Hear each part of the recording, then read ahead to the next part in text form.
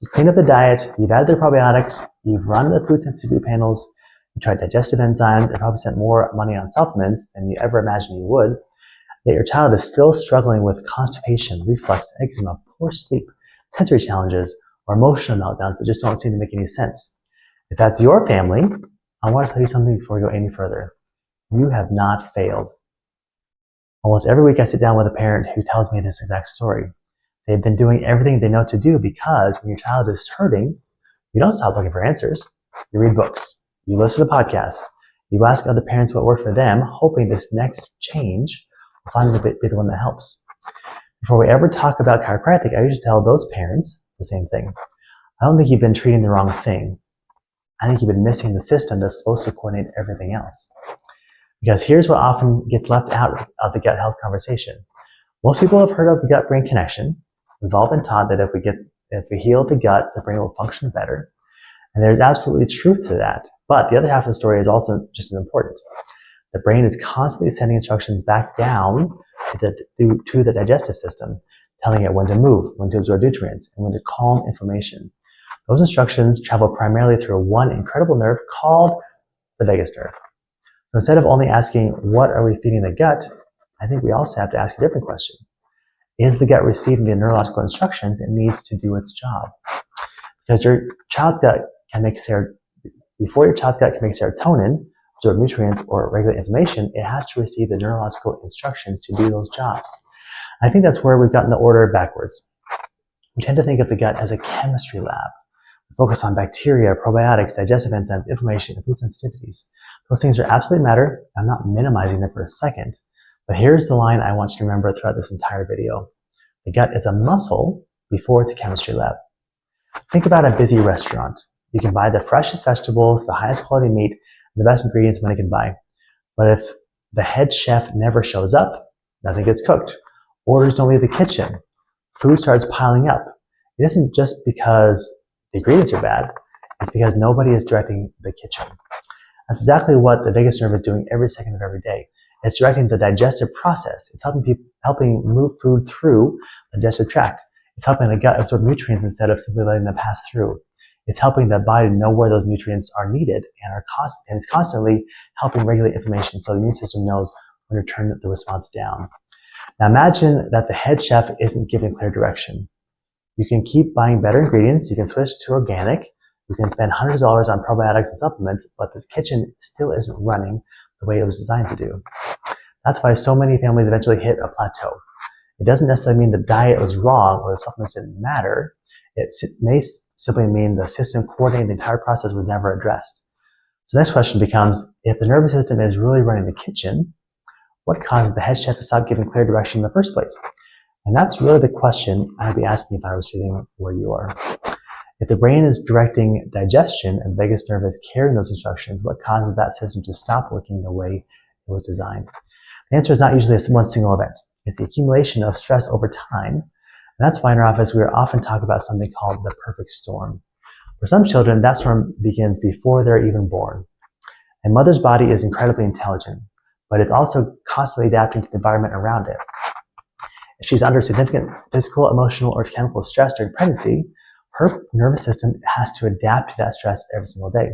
And because your baby's nervous system is developing throughout pregnancy, those same stress signals can influence how that developing system is wired from the very beginning. For many children, one of the biggest contributors to that perfect storm is actually birth itself. Now, I want to be clear about something. Birth is not the enemy. Birth is one of the most incredible things the human body was designed to do. But it's also the very first major physical stress your baby's nervous system has to navigate. Think about what happens during labor. The baby's head and neck rotate, compress, twist, adapt as they make their way through the birth canal. Even at a beautiful, uncomplicated birth, that's an incredible amount of force for a tiny developing nervous system. Consider how much more stress can be added if labor is very long, very fast, if an induction is needed, if baby is breech, if a cesarean birth becomes necessary, or if forceps or vacuum assistance is used. Again, that doesn't mean those interventions are bad if they are absolutely necessary and life-saving. It simply means they increase the amount of physical stress the nervous system has to adapt to during one of the most important moments of development. So why does that matter? Because the vagus nerve exits brainstem and travels through the upper neck before making its way to nearly every organ in the body, including the digestive system. If the upper cervical region isn't moving and functioning the way it was designed to, the quality of that neurological signals traveling between brain and the gut can begin to change. That's what we call a subluxation. Not simply a bone that's out of place, but a neurological pattern altering the signaling between the brain and the body. And the story doesn't stop there. Life keeps adding layers. Maybe antibiotics are used early in life, and the microbiome changes dramatically. Maybe illnesses, processed foods, environmental toxins, emotional stress, or years of living in survival mode continue adding load to a nervous system that has never had the chance to fully recover. None of those stressors have to create lifelong problems by themselves. But when they begin stacking together year after year, that's when we start seeing the chronic patterns so many families are searching for answers to.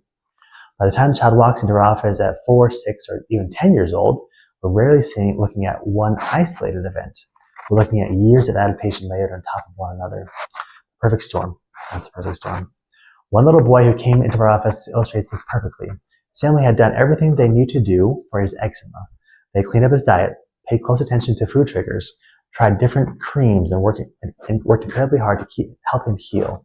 They weren't looking for a shortcut. They were committed parents who simply wanted their little boy to feel better. As we evaluated him, though, we noticed something different. His nervous system wasn't adapting well. Instead of asking, how do we treat the eczema, we asked a different question.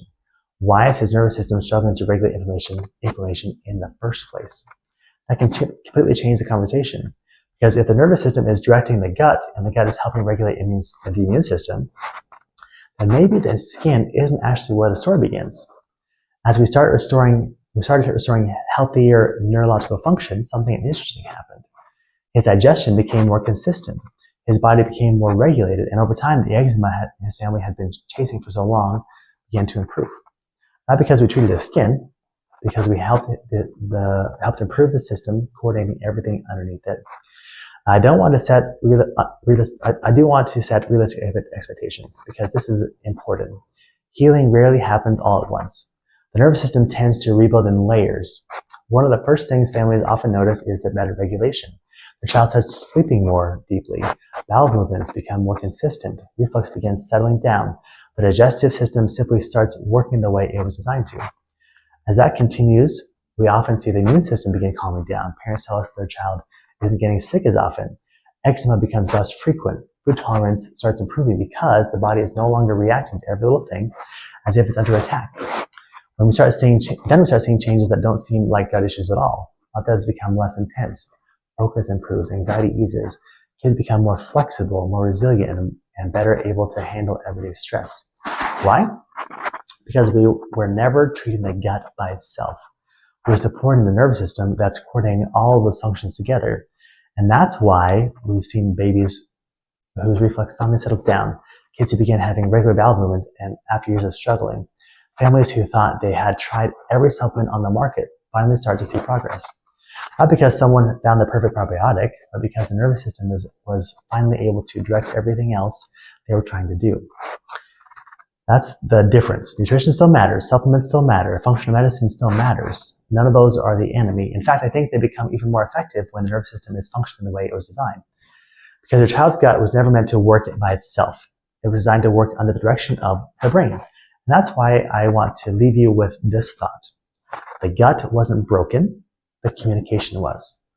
If you've poured your heart into helping your child's gut health and still feel like something is missing, maybe it's time to stop looking only at the gut and start looking at the system directing it.